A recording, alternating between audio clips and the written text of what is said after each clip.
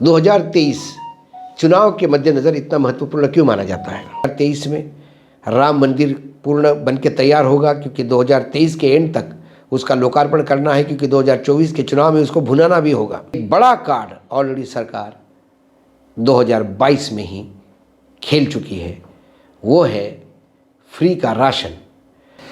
नमस्कार, स्वागत है आपका हिंदू वॉइस में। लेकर आया हूं आपका अपना कार्यक्रम अशोक वानखेड़े बोलता है। अशोक वानखेड़े बोलता है तो अशोक वानखेड़े तोलता है, और क्या तोले, किसको तोले, क्योंकि ये साल का आखिरी दिन है। 2023 में हम प्रवेश करने जा रहे हैं।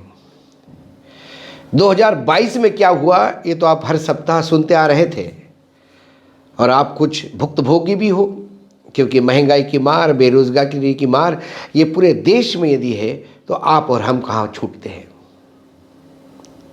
लेकिन 2023 में क्या ये 2024 की नींव रखने जा रही है केंद्रीय चुनाव की? 2023 चुनाव के मद्देनज़र इतना महत्वपूर्ण क्यों माना जाता है? क्योंकि करीब करीब 9 राज्यों के विधानसभा के चुनाव होंगे। इन 9 राज्यों में से 116 लोकसभा सीट्स आती है, और भारतीय जनता पार्टी के लिए ये बहुत अहम है। फरवरी मार्च में, मतलब साल के शुरू होते ही, त्रिपुरा, मेघालय, नागालैंड इनके चुनाव हैं। ये उत्तरी पूर्व के छोटे राज्य हैं, लेकिन महत्वपूर्ण है। त्रिपुरा में सरकार है भाजपा की, उन्हें वो सरकार वापस रखनी होगी। तृणमूल कांग्रेस, टीएमसी, इन तीनों राज्यों में पूरी ताकत के साथ चुनाव में उतरना चाहती है। कांग्रेस अपना वजूद ढूंढ रही है। उसके बाद मई में, मार्च के बाद 1 अप्रैल की छुट्टी हो जाए 1 महीने की, मई में आपको कर्नाटक के चुनाव मिलेंगे। कर्नाटक एक बड़ा राज्य, दक्षिण के लिए, मतलब भाजपा के लिए दक्षिण का गेटवे। भाजपा में वर्तमान वहाँ सरकार है, लेकिन उधार के सिंदूर पर।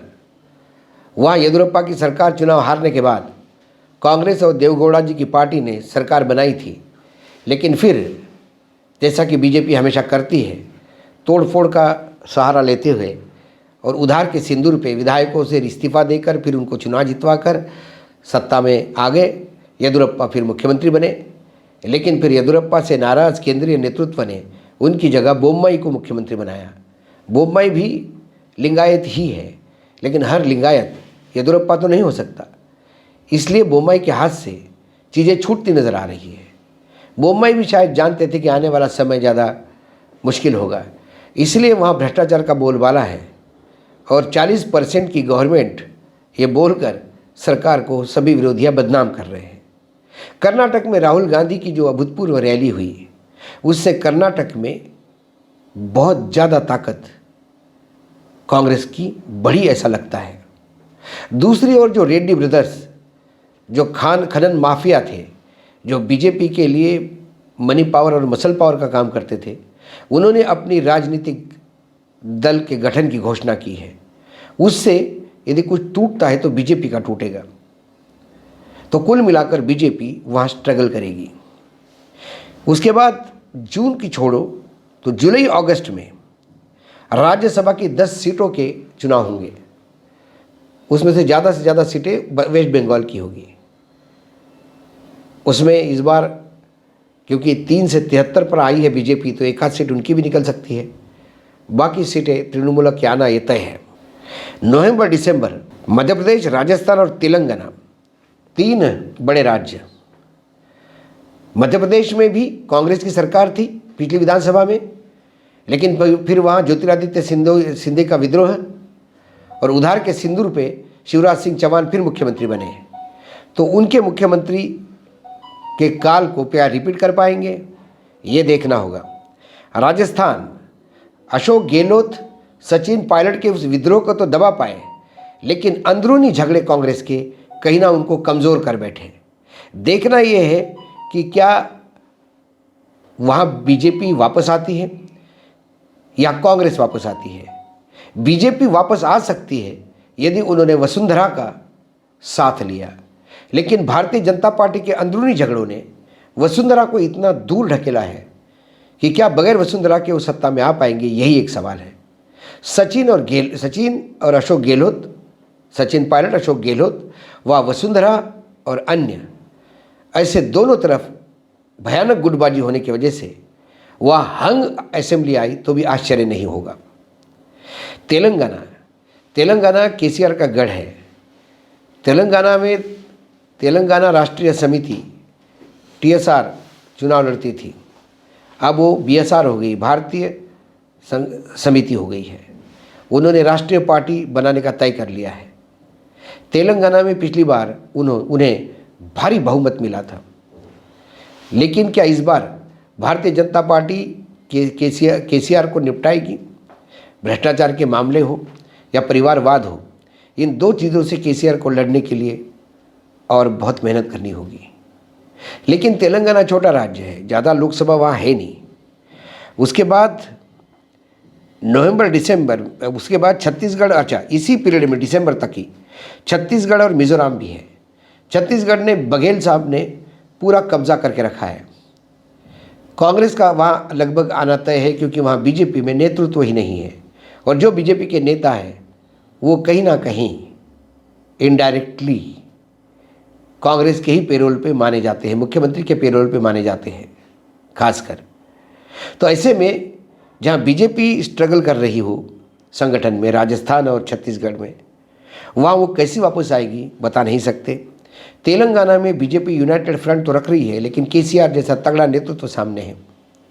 मध्य प्रदेश में दोनों तरफ स्थिति बराबर है, 116 सीटें, और इसी साल जम्मू कश्मीर में चुनाव होने की चांसेस है, क्योंकि बोला जा रहा है कि जम्मू कश्मीर में भी चुनाव होना चाहिए। इसी बार देखने का एक बड़ा इवेंट होगा 2023 में। राम मंदिर पूर्ण बन के तैयार होगा, क्योंकि 2023 के एंड तक उसका लोकार्पण करना है, क्योंकि 2024 के चुनाव में उसको भुनाना भी होगा। कांग्रेस की तरफ बात करें तो AICC का सेशन रायपुर में होने जा रहा है। उसमें नई कार्यकारिणी कांग्रेस की CWC सेंट्रल वर्किंग कमेटी का चुनाव होगा क्या, या मनोमनीत होंगे, ये तमाम बातें कांग्रेस का आगे फीचर तय करेगा। लेकिन राहुल गांधी ने जो उनकी इमेज पप्पू की थी, उसको तो पूर्ण रूप से साफ कर दिया, और एक स्ट्रॉन्ग पॉलिटिकल लीडरशिप लेकर वो लगातार अभी भी चल रहे हैं, और ये उनका चलना जम्मू कश्मीर श्रीनगर पहुंचने तक, लाल चौक तक बरकरार रहेगा। आम आदमी पार्टी यह एक तीसरी ऐसी पार्टी है इस देश में जिसकी एक राज्य से ज़्यादा जगह पर सरकारें हैं। लेकिन पंजाब और दिल्ली के बाद गोवा में उन्हें 2 सीटें मिली, 5 सीटें गुजरात में मिली, और राष्ट्रीय जो 9 पार्टियां हैं उनमें उनका नाम शामिल हो गया। तो उन्हें एक मुकाम तो हासिल किया। लेकिन इस साल आने वाले चुनाव में छत्तीसगढ़, राजस्थान, मध्य प्रदेश, कर्नाटक, इन सभी जगह वो चुनाव लड़ने का प्रयास करेंगे।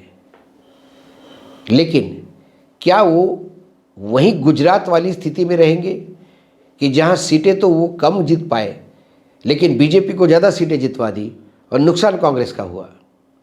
जहां बीजेपी और कांग्रेस सीधा आमने सामने है, वहाँ आम आदमी पार्टी जाते से बीजेपी को फ़ायदा होता है, कांग्रेस को नुकसान होता है। ये हमने पंजाब में देखा, ये हमने दिल्ली में देखा, और ये गुजरात में भी देखा, ये हमने गोवा में भी देखा। क्या राजस्थान में यदि बीजेपी सत्ता में आती तो उसके लिए आम आदमी पार्टी का बड़ा एक योगदान रहेगा? यदि मध्य प्रदेश में बीजेपी रिपीट करती है तो आम आदमी पार्टी का योगदान माना जाएगा। छत्तीसगढ़ में आम आदमी पार्टी भले ही जोर लगाए, लेकिन छत्तीसगढ़ और तेलंगाना ऐसे 2 राज्य हैं जहां वर्तमान सरकारें पूर्ण रूप से जनता की नब्ज़ को पकड़ के बैठी हुई है। ये तमाम राज्यों के नतीजे एक रोड मैप बनाएंगे 2024 का। हाँ, ये बात भी मैं कहना चाहूँगा कि ये ज़रूरी नहीं कि जिसके पास विधानसभा हो उसके पास लोकसभा हो, क्योंकि पिछली बार छत्तीसगढ़, मध्य प्रदेश, राजस्थान, तीनों राज्यों में अभूतपूर्व सफलता हासिल करने के बाद कांग्रेस ने लोकसभा में बहुत बहुत बहुत बुरा प्रदर्शन किया था, और नरेंद्र मोदी के नाम से वो सारी की सारी सीटें आराम से बीजेपी ले पाई। लेकिन इस बार नरेंद्र मोदी की भी एंटी इनकम्बेंसी है अपने नाम की। मोदी जी हमेशा सरकारों की एंटी इनकम्बेंसी मंत्रिमंडल बदलकर या एमएलए के टिकट काट कर तो करते हैं, लेकिन खुद के नाम पे आई हुई एंटी इनकम्बेंसी का काट कैसा लाएंगे ये तो समय बताएगा। क्या कोई नया एक सर्जिकल स्ट्राइक होगा? क्या कोई राष्ट्र भक्त का राष्ट्रीयत्व का कोई नया तड़का लगाएगा? या फिर वही हिंदू मुसलमान का कार्ड खेला जाएगा? लेकिन एक बड़ा कार्ड ऑलरेडी सरकार 2022 में ही खेल चुकी है, वो है फ्री का राशन। जो राशन 31 दिसंबर को तक तय था इस साल के 2022 के, अब वो 81 करोड़ लोगों को 2023 के दिसंबर 31 तक मुफ्त में मिलेगा। मुफ्त का राशन इन जो 9 राज्य हैं उनमें से जो बड़े राज्य हैं, खासकर मध्य प्रदेश, राजस्थान, कर्नाटक, छत्तीसगढ़, त्रिपुरा, इनमें मुफ्त राशन के 4 करोड़ 75 लाख लाभार्थी हैं। यदि मैं मध्य प्रदेश की बात करूं तो 1 करोड़ 47 लाख 23,864 लाभार्थी हैं। राजस्थान की बात करूं तो 1 करोड़ 31 लाख 36,591 लाभार्थी हैं। कर्नाटक की बात करूं तो हो गई, राजस्थान हो गया। हाँ, कर्नाटक की बात करूं तो 1 करोड़ 31 लाख 39,63 लाभार्थी है। छत्तीसगढ़ में 57 लाख 14,798 लाभार्थी है। त्रिपुरा में 8,75,681 है। अब 8 लाख और छत्तीसगढ़ के 57 लाख बहुत छोटा आंकड़ा लगता है, क्योंकि उनकी आबादी भी छोटी है, राज्य छोटे हैं। लेकिन वैसा देखा जाए तो सबसे ज़्यादा लाभार्थी यूपी में है, बिहार में है, तीसरे नंबर पे मध्य प्रदेश, चौथे नंबर पे कर्नाटक, 5वें नंबर पे राजस्थान और 6वें नंबर पे गुजरात आता है। तो इन 4 करोड़ 75 लाख लाभार्थियों यदि अपने नमक का हक अदा किया, मतलब सरकार उन्हें जो फ्री में दे रही है उसके एवज में एक वोट मांग रही है, यदि वो वोट उनको मिला तो हो सकता है ये भी एक गेम चेंजर हो सकता है।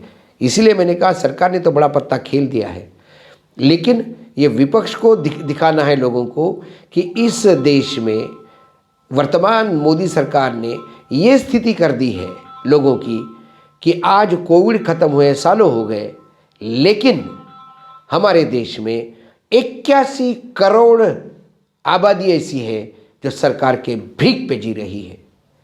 इसका प्रचार क्या विपक्ष कर पाएगा, या जो 81 करोड़ लोग जो फ्री का ले रहे हैं उसमें ही खुश है, या उन्हें इस बात का एहसास कराना होगा कि आपको इस स्थिति में लाया कौन और क्या वो स्थिति बदलेगी? क्योंकि हमारे देश में अब अनाज का स्टॉक भी लगातार घटते जा रहा है। गेहूं का स्टॉक अलार्मिंग घटा हुआ है और चावल तो ठीक ठाक पोजीशन में है। यदि ऐसे ही फ्री का माल देते रहे तो फिर आने वाले समय में हमारे देश में संकट के समय जो बफर स्टॉक रखा जाता है उसके भी लाले पड़ सकते हैं। ये 2023 में क्या हो सकता है इसका एक लेखा जोखा मैंने आपको दिया, इसलिए मैंने कहा तोलूंगा तो किसको तोलूंगा। मैंने एक आपको आने वाले समय के इवेंट का एक कैलेंडर दिया, देखते रहेंगे, मेरी भी नज़र रहेगी, आपके पास भी लगातार आता रहूँगा, अलग अलग जगह पे अलग अलग विषयों में अलग अलग लोगों को तोलता रहूँगा। नए साल की आपको शुभकामनाएं, धन्यवाद। देखते रहिएगा हिंद वॉइस।